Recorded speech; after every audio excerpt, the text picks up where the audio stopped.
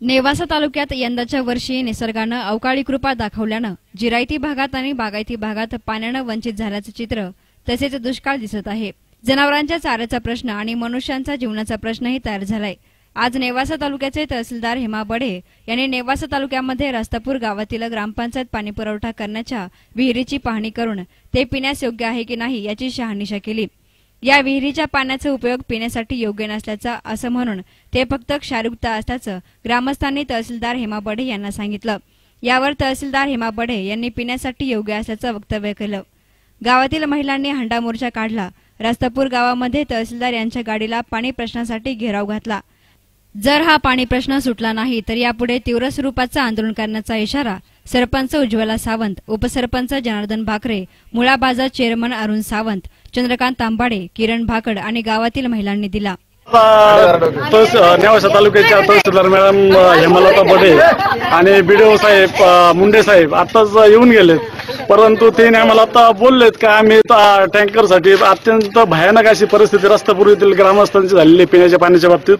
कोणालाही पाणी पिण्याला नाही, जनावरांना पिण्याला पाणी सुद्धा शिल्लक राहिलेलं नसताना ते आता त्यांनी सर्वे केलाय, परंतु ते ज्या विहिरीचा बोरवेलचा त्यांनी सर्वे केला त्या एकदम खारवट म्हणजे ते पिण्याच्या अजिबात लायकीचं नाही। आणि त्यांनी तसं आम्हाला प्रस्ताव मांडला का ते फिल्टर करून घ्या म्हणून, पण ते फिल्ट्रेशनचं सुद्धा लायकीचं नाही। आणि हे आम्हाला जे सल्ला देतात ते फिल्ट्रेशन करून घ्या, तर मग मुंबई सारख्या शहराला चौकून समुद्राचं पाणी ते तर मग बाहेरून पाणी येण्याची गरज नाही, मग तिथं तिने फिल्टर काय नाही केलं या अधिकारी आम्हाला जर सांगत असतील। मग आता ते आम्हाला जे बोलले की आम्ही ते प्रस्ताव नगरला पाठवून देऊ, परंतु त्यांनी जर तो प्रस्ताव नाही पाठवला तर आम्ही आमचं रस्तापूर मधील सर्व ग्रामस्थ महिला सहित त्यांच्या नेवाशाच्या तहसीलच्या कॅबिन मध्ये येऊन बसू आणि त्यांना कोणत्याही प्रकारचं काम आम्ही तिथं करून देणार नाही याची त्यांनी एक जाण ठेवा। ही लोकांना पिण्याची पाणी पाजण्याची मानसिकता ही त्यांच्यात असली पाहिजे। लोक फक्त पाणीच पिण्यासाठी मागतात, अजून तरी त्यांनी बाकीचं काही मागितलेलं नाही। तर एवढी त्या तहसील मॅडमनी आणि बीडीओ साहेबांनी याची दखल घ्यावं आणि वरिष्ठांना सांगावं। मला अशी माहिती भेटली की कलेक्टर ऑफिस कडून त्यांना दबाव येतोय, कमिशनर कडून त्यांना दबाव येतो की टँकरसाठी प्रस्ताव पाठवू नये म्हणून।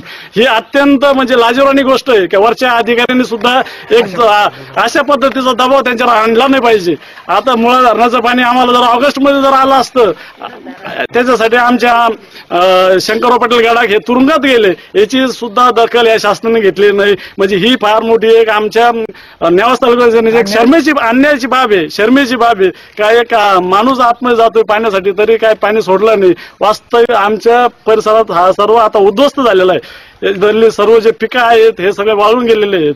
म्हणजे अशी परिस्थिती आतापर्यंत म्हणजे मुळा डॅम झाल्यापासून 1972 पासून कधीही अशी परिस्थिती झाली नव्हती। इतकी भयानक अशी परिस्थिती झालेली आहे आणि आमचं पाणी खाली जायकवाडी देण्याचा हा जो निर्णय आहे म्हणजे आम्हाला मारून टाकायचं आणि खालच्या लोकांना जिवंत करायचं अशी भूमिका त्या लोकांची चालू झालेली आहे। म्हणजे ह्या 8-10 दिवसात आता दिवाळीचा सण मोठा सण आलेला आहे आणि त्याला सुद्धा जर पाणी पिण्यासाठी सण साजरा करायचं तर बाजूलाच राहिलं, पण पाण्यासाठी वन महिलांना भटकण्याची पाळी आलेली। म्हणजे मी म्हणतो शासनाने हे त्वरित दखल घ्यावं, नाही तर अन्यथा आम्हाला फार मोठं आंदोलन आणि उपोषणाला बसण्याशिवाय पर्याय नाही आणि याची चांगली दखल शासनाने घेतली पाहिजे एवढं। विशेष म्हणजे पिण्याचा पाण्याचा प्रश्न गंभीर असतानाही हेमा बडे यांनी गाडीतून खाली उतरून महिलांशी चर्चा करण्याची तसदी घेतली नाही। न्यूज रिपोर्टर बापू भुसाळ, S9 मीडिया, नेवासा।